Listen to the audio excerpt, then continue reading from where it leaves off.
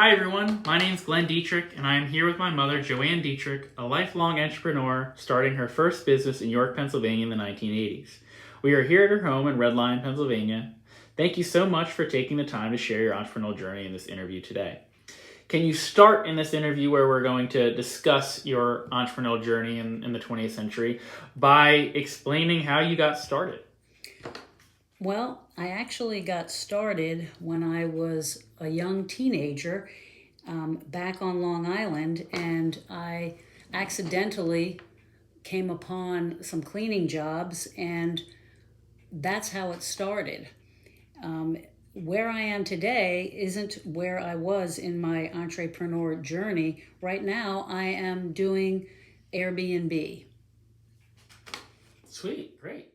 So, to start with our scripted questions, to start off, what originally inspired you to start your own cleaning business in the 1980s? Well, most of my peers were headed off to college, but I didn't have any higher education experience and I wasn't planning on going to college, so I had to find work. Being my own boss was very appealing to me. I also didn't want to limit myself to how much money I could make. Were there any specific economic or personal factors that pushed you to become an entrepreneur rather than pursue traditional employment? Well, most of the jobs I worked were the typical manual labor jobs with a boss or a supervisor telling you what to do and how to do it. I learned early on that this wasn't for me. Two of the places I worked at, I was asked to be a manager. I realized I enjoyed being in charge. I got a couple of house cleaning jobs from a friend of mine that worked for a company on Long Island near the beaches. I worked for the company for about 6 months, learned the business, and branched out on my own. I found out if you did a good job and was honest and reliable, you'd have more work than you can handle. And I find that is still true today. So, how did you identify a need for cleaning services when you first started your business? Especially since you saw yourself working for a business yourself, what made you want to branch out and start your own and thinking that you can do it better or just as good but still make an honest living? Well, I grew up in an affluent area. My family was not. I discovered that I did not like jobs that you were sitting around in front of a typewriter. Computers were not commonplace yet. There was a big need for it, and not just young working couples, but older people who can no longer do it themselves. It was easy to transition from residential cleaning to commercial cleaning, window cleaning, and other services. So, once you began your own business, what kind of market signals did you observe or rely on when deciding where and how to start branching out your big business and really starting to allow it to grow? Well, I had to find out what my market was and what type of people would pay for cleaning services. So, when moving from New York to PA, living close to the Maryland line provided me with the type of customers that could afford a weekly or bi weekly cleaning. So, you mentioned having employees with your business. How did you navigate that transition from being an independent entrepreneur, having your own business, to now employing other individuals and setting those different market prices and goals with now having to pay employees while also still managing the financial needs that you needed for your business and yourself? So, when I started, I was planning on just doing the homes by myself. But as I said earlier, the better you are at your work, at your trade, your craft, whatever you want to call it, the more work you're going to get. And I got more work that I could handle. So within, I want to say, 6 months of starting, I had more work than I could handle. There was only so many houses I could do on my own. So I hired my first employee, and it was scary, but it was kind of fun. And I did that for a while, just the two of us working together until I got more work. And then I had to hire another person and then another person. And then it got to be where I didn't have to work at all. I just set up the schedule, I did the estimates, and I just gave my teams the work that they had to do, where they had to go, and then it starts to get to be a little more complicated. I mean, again, it was scary, but it was fun. So, did you have any mentors, advisors, or source of business information, especially coming from a 1980s education system where high school was end of the road for a lot of people, and that was perfectly fine. You didn't go to higher education, and you still were able to fulfill a great financial career. So, with that journey in that direction, what was your experience like? Well, I wish I did. I wish I did have a mentor. But what I did do was I read a lot of business and entrepreneurial publications and magazines. I was, however, a mentor to a few women who worked for me and went on to start their own cleaning businesses. But I would like to say that college isn't for everyone. And, if you find yourself not wanting to, from high school, get a higher education, maybe you just want to get a couple of business courses or find something that you really like to do and start your own business. How did you balance short-term financial needs with long-term growth goals? Well, there's not a lot of overhead when you're running a business from your home. But what I did was the 1/3 rule. A third of my profits went back into the business, a third went into the savings, and a third I kept. What were some of the most difficult decisions you had to make as a business owner, and what informed those decisions? I guess I would have to say the one difficult decision, and I don't know if you want to say difficult, but hard decision was whether I was going to hire employees or not. But the way the business was going, I had to. I just couldn't do all the work myself. And it was kind of exciting, to see where this could take me. So, yes, I did the research and I decided to hire my girls as independent contractors. I went and got insurance and I went from there.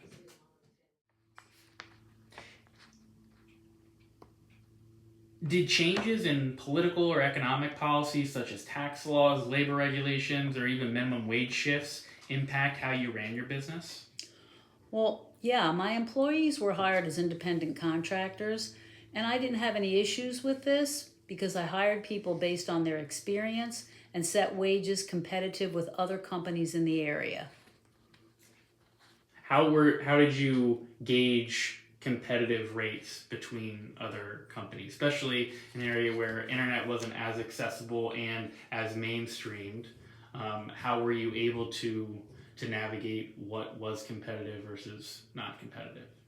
Well, that's a good question. I knew from my own experience when I was cleaning on my own what customers were willing to pay. So that's how I gauged it. I knew how much money I wanted to make an hour. I knew how much money I could charge each customer, and I knew how much my employees needed to make in order to be competitive with other companies. Yeah, especially since you hired them as contractors, they weren't your employees, they're at large. Like, if they aren't satisfied with the wage that you were giving them, they could just leave and find their own work. They could So easily. you're not only as using contractors to run your business, you're managing a market for clientele and your workers.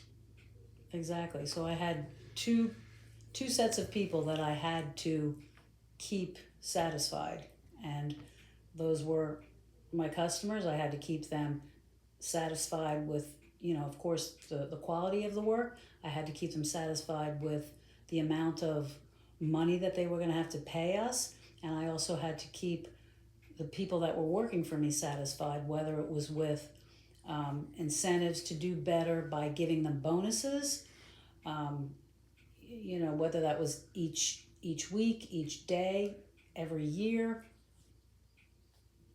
That's how I had to work it. As a female entrepreneur in a male-dominated economy in the 80s and 90s and still today, particularly in the early decades, what cultural or social obstacles did you encounter, especially working in a field that is primarily female-dominated, but if you expand like you did dabble in with commercial cleaning, how did that dynamic of gender affect your business? Well, actually, as a female working in the cleaning industry, it affected me in a positive way. Working with females, I mean, a female is the one that's going to hire me to clean their house. So for me, that was a benefit. Now, when I started the commercial cleaning,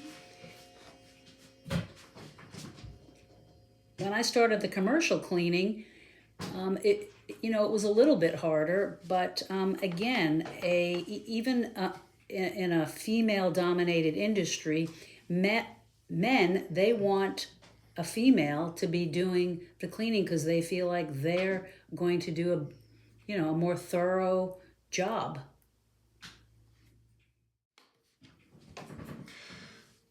So how did your approach to running a business evolve between the 1980s, 1990s, and 2000s, especially with your own entrepreneurial career kind of shifting from cleaning to now managing and running Airbnbs? Well, that was it. I became more efficient. I learned how to deal with people issues. Hiring and firing became more learned. It also helped my transition into this other business of doing the Airbnb, which I've really grown to love. And, being an Airbnb host, the cleaning has helped me in that I have a thing for hospitality. I also, I love actually to clean. So, in between guests, I have to clean.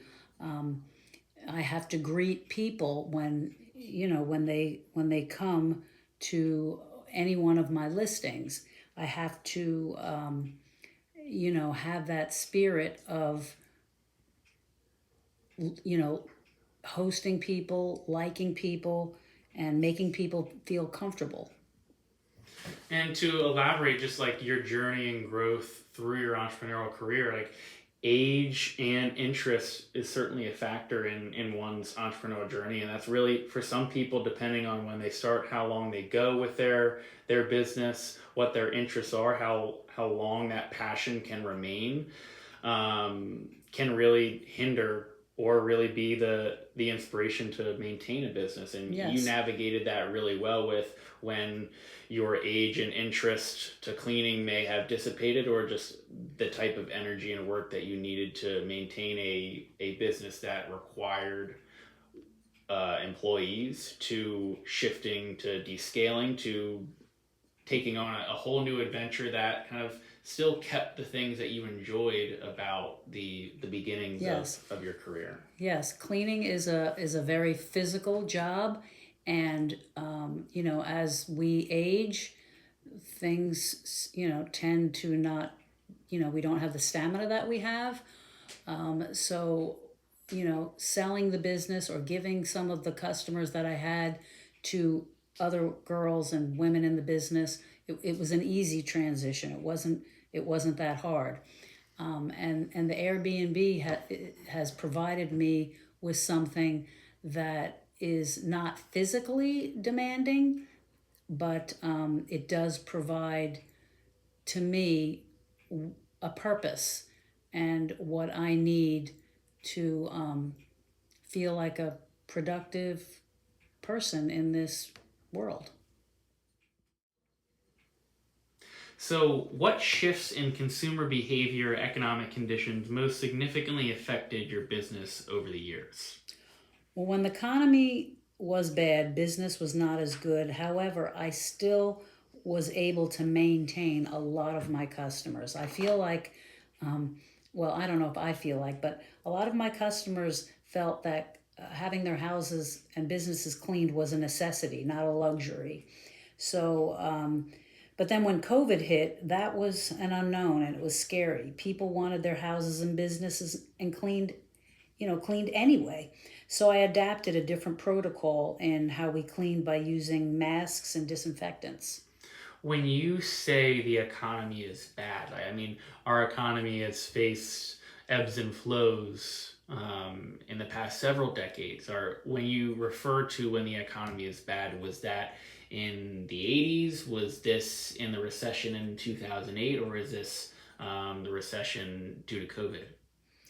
I think the worst was COVID because, again, it was an unknown. Before that and after that, there was ebbs and flows, but it was never to the point where, you know, I, the business was crashing. We either had, a lot of customers or, just enough to maintain the people that I had working for me. But COVID was, again, it was hard, but people still wanted their houses cleaned. So, and even with the Airbnb, actually with the Airbnb, it got better because we had a lot of hospital workers that were working remotely and they needed places to stay.